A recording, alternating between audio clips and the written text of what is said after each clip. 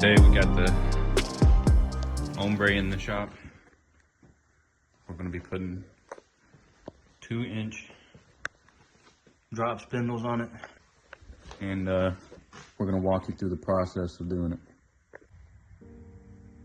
Alright, the first thing we're going to do to get to these spindles is take off the brake caliper. There's these 2 bolts on the back side of it.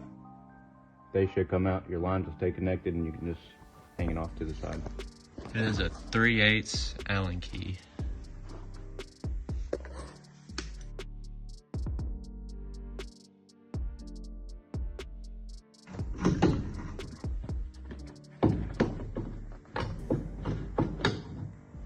Alright, we have to take this spacer I had on there for the vet wheels off so we can get to the axle nut that is behind it.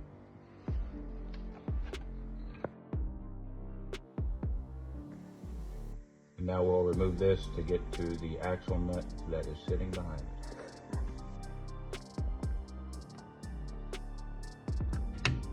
Yeah.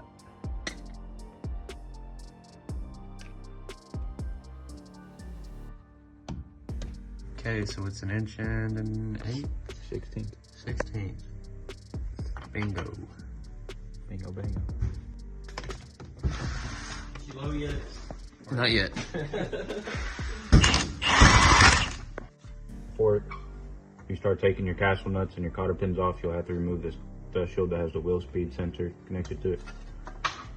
It's just these 4 bolts on the outside.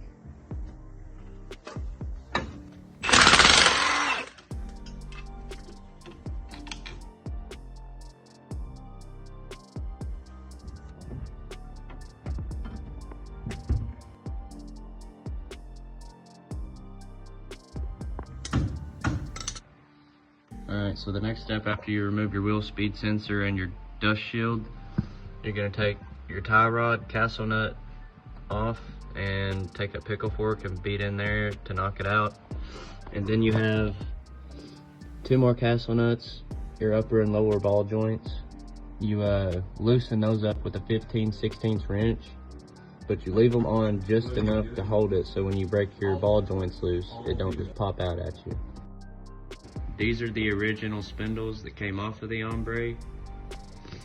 These are the brand new 2-inch drop spindles. The difference, as you can see, kind of, the hub is lower on the original one, and it sits up a little higher on the new one.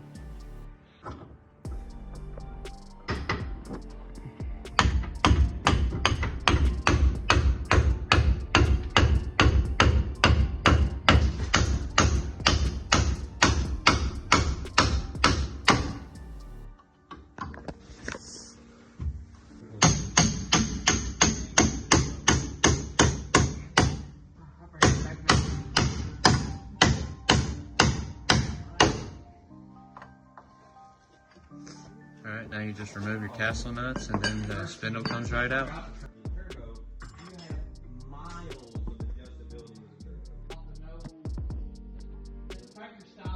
And repeat that process, but backwards.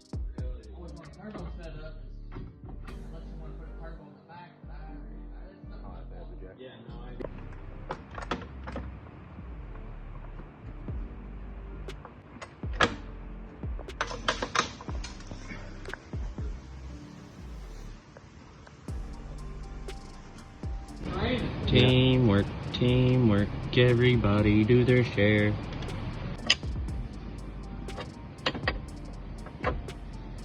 Alright, so we let the jack out from under it after we got our castle nuts tightened down, and we're running into a clearance issue on our upper control arm, so...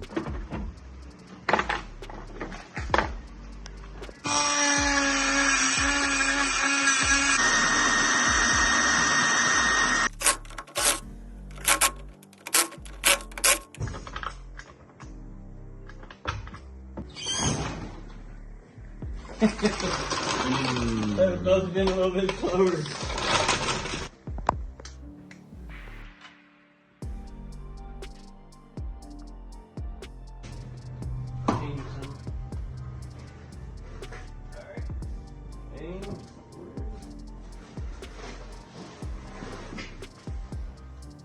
Okay.